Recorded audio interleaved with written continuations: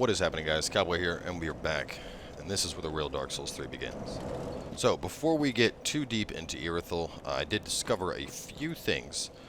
Basically, talking to Yul of Londor, I found out the trigger to get 5 levels from him. Every time you die twice, you can then go to him and get him to draw your true strength up to 5 times. So, obviously, because we hadn't really been dying in this walkthrough at all, that would explain why I was unable to do that.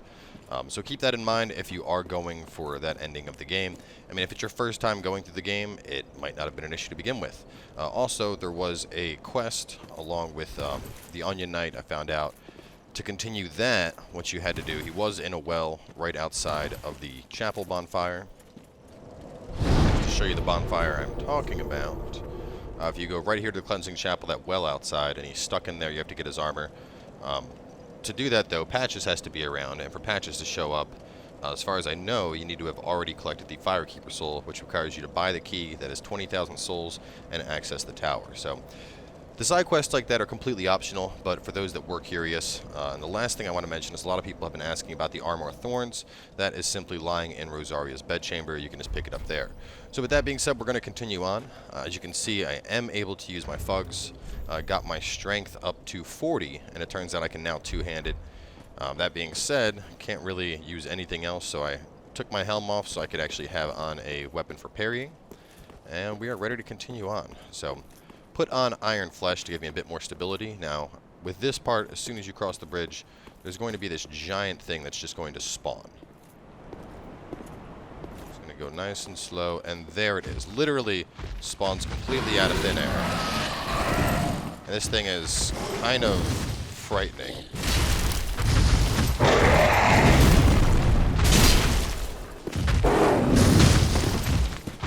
I don't think they have an actual name. Everyone just calls them the crocodile wolves.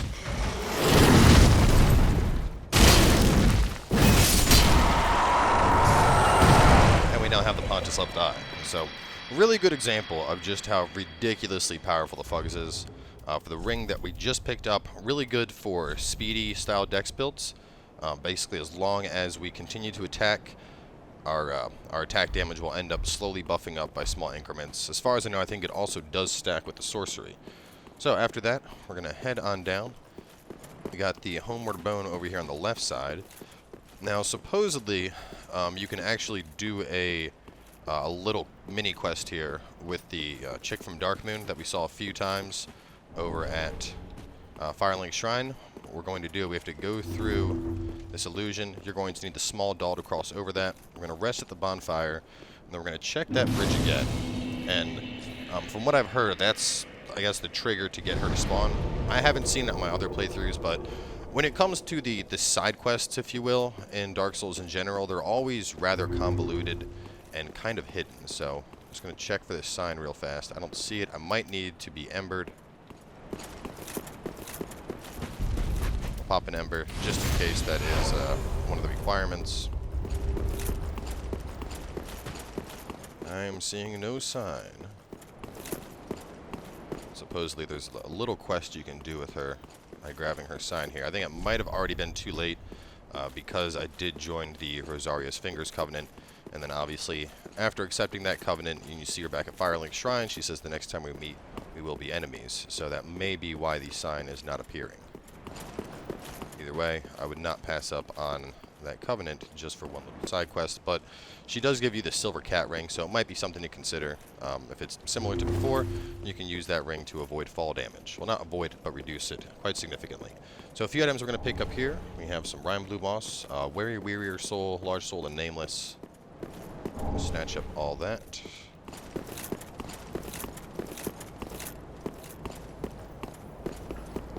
There it is.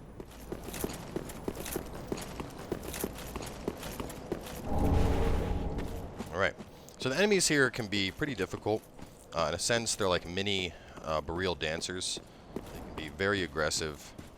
They can also cast hexes, and their combos are kind of frightening when they start to actually go. So you can see them all right there. We're going to try and pull just one.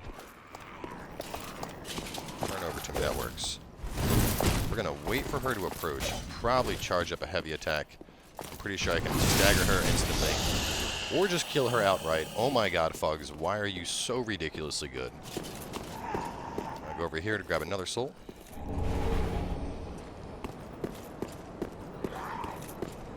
Now, right up these stairs right here, there's going to be another one of those mini dancers. So, that one's already too far. We're going to... There we go, now she's casting Nexus. As you can see, there are no fucks given by the Fugs. Grab the large Titanite, and we'll take this one down.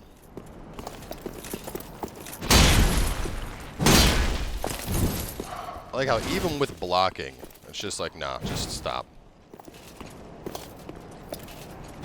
Oh, she's not in range. Stop that. Why are you just barely out of my range? Come closer. So one thing I want to mention before we go too much farther, obviously I do have the small other shield on, and that's just for enemies that I'll need to parry. But an important thing to mention with the Fugs is because of how heavy it is at a weight of 25.5, it's kind of hard to run this and a shield and high armor. But one thing you may notice, looking at the guard absorption's actually pretty high on this. 80 physical, 55 magic, 65 fire, 60 lightning, 65 dark, and a stability at 55. So looking at that compared to some of our other shields, you know, it's relatively on par with even some of the medium shields that have really good defenses. So my point here is, while you're two-handing it, if you need to hit R1 and use it as a shield, don't be afraid to. It does work as an excellent shield. So we're going to head on up here. Now this area, there's a couple, I'll just call these witches. I'm not sure what they're actually called, but we're going to grab some items here. We got a bloody green blossom, a large soul. Now there's going to be waves we're going to go through. You can see this guy over here. We're going to call him the Fire Knight. I'm not sure what they're actually called. Fire Cleric may be more appropriate. When he slams it down, it'll make fire come up underneath you. He also has kind of a fire spray attack he'll do. But we want to get the witches, and we're going to kite the witches over first. We're going to take out the witches, and then take on the Fire Knight. And then there's another wave of witches that we're going to take down as well. This is just to separate the enemies, make things a little bit easier for us. Oh god, this sword is ridiculous. I was so excited to actually start this episode just because I wanted to see what it was actually capable of running through. He also has an attack where he can basically stab you with it and throw you quite far, so do be aware of that. That being said, he has very poor stagger resistance. As you can see, took him down without much difficulty. So there's another Fire Knight right up there, which is why we're going to kite this second group of witches back. Stuck in camera lock, and I'm getting hit. Oh no. Unacceptable. Oh god. Kite those witches back as planned. Get a little health topper there. Line up, ladies.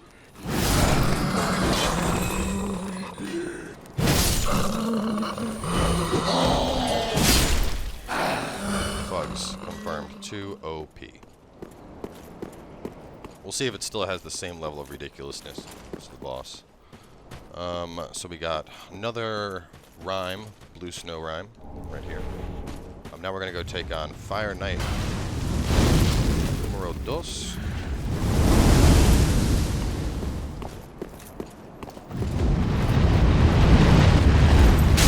Make that flame jump over me.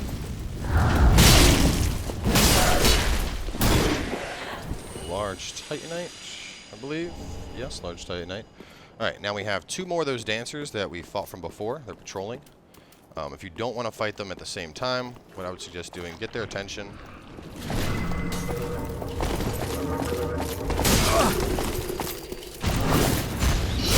One to come around the corner.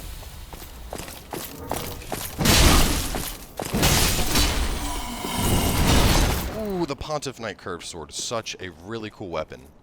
We're going to showcase that in just a moment, just because it is one of the coolest weapons I found. Managed to get that to drop on my Dex playthrough as well. I think it's a really, really neat weapon. So from here, there's some stuff we're going to do over here. Actually, we'll get the Crystal Lizard first, since he's right here. Wow. 1 hit to kill a Crystal Lizard. And if you're low on Estus, at this point there's a bonfire we can get to. So I'm going to show you guys how to sprint to that real fast before we continue this area. We'll grab this since it's right along the way. Just go right up this staircase. And we're going to come back out here and accomplish a few other things. I gotta say, Fugs is making this area look like a joke, which kind of understates it. It's not really this easy, typically. So we're not going to rest. We don't want to spawn stuff. Honory is right here. Just make sure you talk to her or him twice to get a gesture. And there's a hidden NPC right here, and I haven't been able to figure him out. Oh, shit. Did I kill you accidentally? Oh, my. For a pilgrim, this breath praise. Glorious death indeed. Praise thee, praise thee. Oddly enough, on the Let's Play, I had different dialogue. Something about waiting for the last drop of darkness. So I'm not sure what exactly the condition for that pilgrim is, but you know, I'm sure there's some hidden meaning behind it that we're going to want to figure out eventually. But that's one of those things that I'll just leave up to the community to discover. So let's see. Large nameless. There's a large Titanite that I passed on the way to the bonfire. I wrote down large nameless, large Titanite, then bonfire. I think it's one of these. That might be it right there. There we go. Alright, now we're going to go get a very good offensive miracle, as well as open up a shortcut.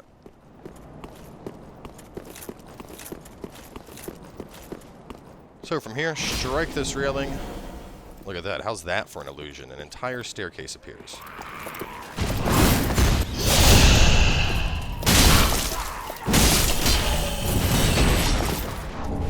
Grab the large Titanite. Real fast, just to show you that sword that she was using. It's such a cool weapon. I don't know if I have the requirement to pull off the weapon art, but... well, usually it does that kind of energy blade you saw come out for sword. That's what it actually does. Really, really neat ability. Circle around, make sure I didn't miss anything. Yes, okay. Got the dancer. Oh, wait. Large Titanite. Did I pick up that as well? Large Titanite to the right, dancer to the left. And down here we have Doris, the mother of fatties.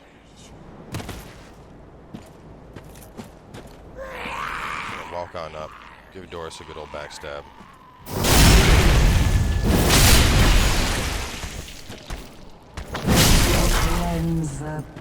You're not cleansing shit. And Doris is gnawing.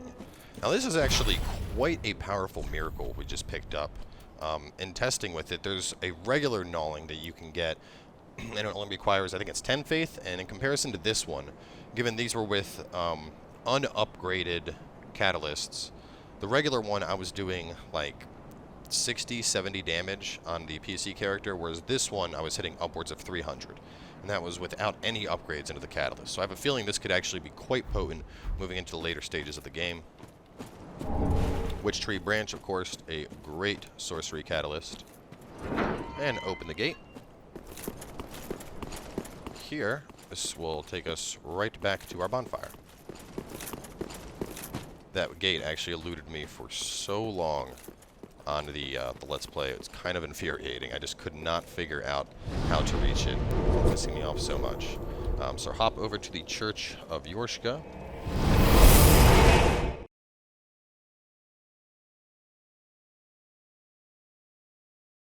We have a couple other things we're going to wrap up in this area before we make it to a new bonfire.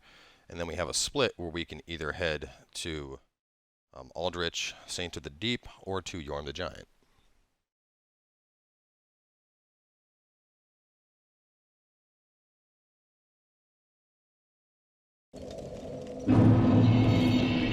So while we're here, one other thing I want to point out, we're going to be going that way shortly. There's a staircase up here.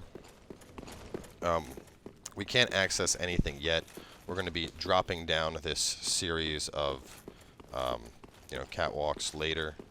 But for now, just ignore that. We can go up here and pick up Concord Kept, which is the item used to level up the Dark Moon Covenant.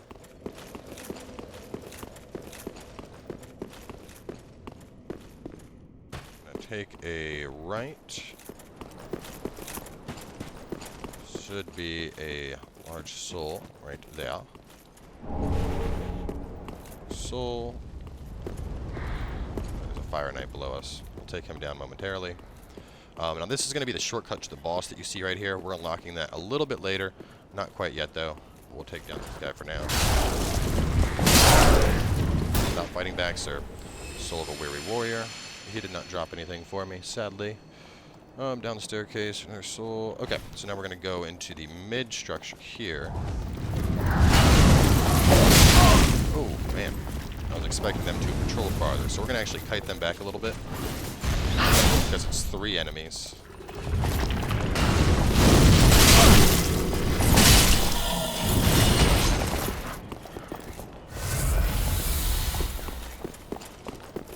If you can ever separate enemies, it's always worth doing.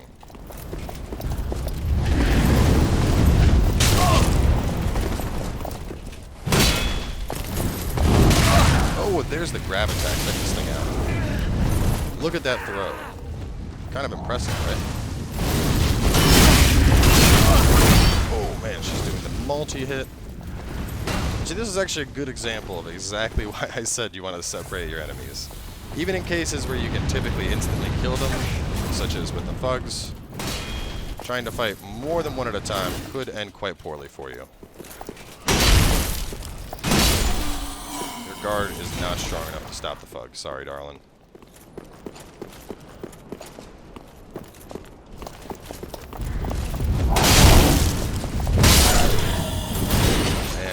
Lining on up for the easy kill. Right, so for those playing Faith builds, Lightning Gem. Even though we got the Lightning Gem, of course, you don't have the coal yet, so you can't actually use it. Right here, fairly obvious illusionary wall. Strike that. The magic clutch ring. Drop on down.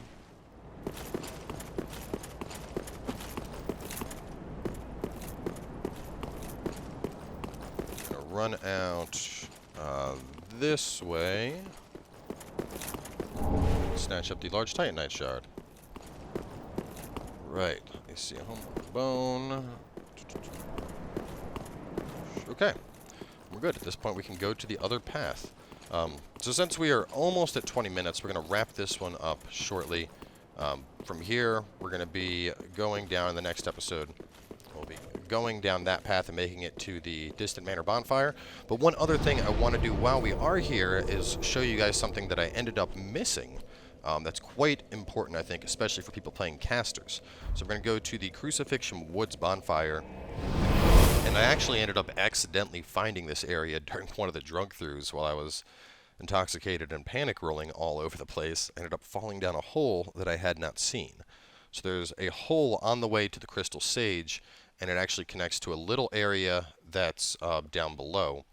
I'm not sure how I missed this, because I had been through this area with 3 characters at this point, and the third one was the one that found it. Well, technically I'd already gone through with 3 characters, and I found it on the drunk through, which would have been the 4th.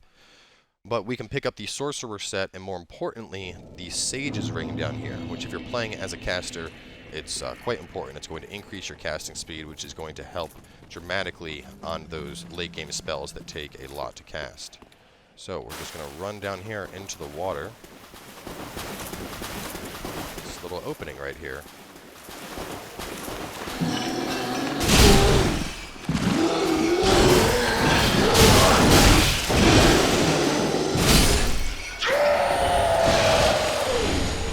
Sorcerer gear,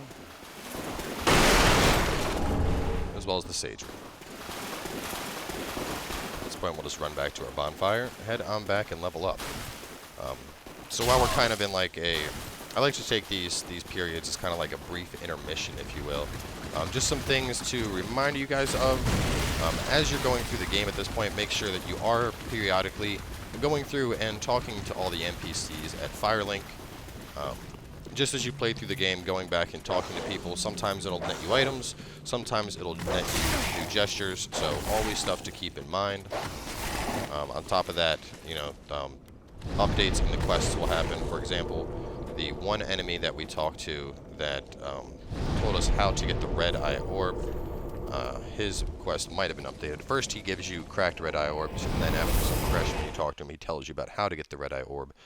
And I mentioned that in a previous episode. We've already gone and done that, of course. Little more than killing a single Dark Wraith. So I didn't really feel that was all that important to capture. But we're going to hop back and we'll do a quick run through here, see who has changed, who is here. It looks like things are rather quiet at Firelink, surprisingly. Even Hawkwood isn't here. Aha, you found a proper red-eye. Brilliant. I knew you were no ordinary man. Now gesture. invade and pillage, and if you grow weary, come on, give yourself to it. I don't think I had a chance to show the boss weapons that we would have picked up with the most recent boss. I did go through the Demon King. Did I not go through? Maybe I didn't. Maybe I'm just imagining. Now. Ah, so. Ah, fine kin and all slain. Oh, now.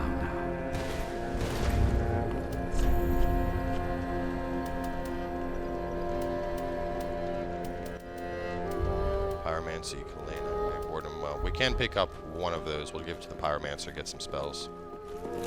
No ashes to give to her. No coals to give to the blacksmith.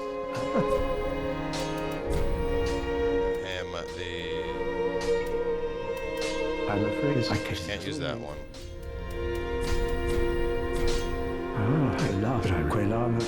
Oh, that's one's for witches. You take the Irithyll one? Now. There we go. That one we can get. Some cool new stuff here. I'm probably going to end up doing Karthus Flame Arc eventually, but for now at least, just because of the stats that I have, I'm better off just using resins if I want to buff my weapon. And on top of that, resins are actually most effective with faster weapons just because it's usually a flat damage bonus added onto it. So with something that's swinging super slow like this, we're not going to really see that benefit. Do I have enough? No, I need 8 Twinkling to be nice. That is quite a hefty amount. But it does not matter because Fugs is back. So either way, we're going to wrap up here. In the next episode, we'll be continuing on from the bonfire and making our way through the second half of the Boreal Valley. So thanks for coming on by, and we will catch you guys then with more Dark Souls 3.